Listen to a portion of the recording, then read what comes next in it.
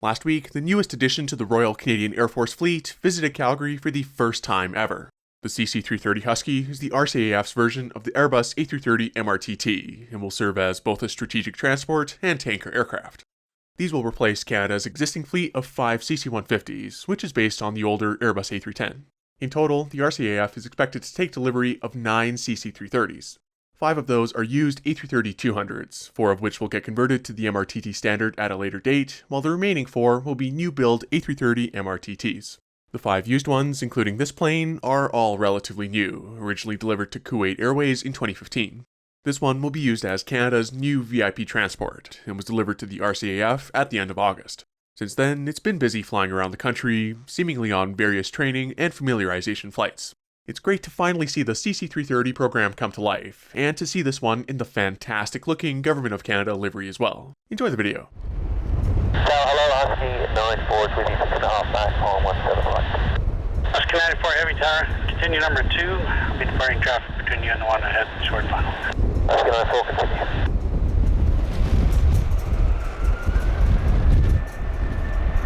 Husky 94 Heavy, the winds are 230, gusting 27, clear line runway 17 right. Clear line 17 right, Husky 94.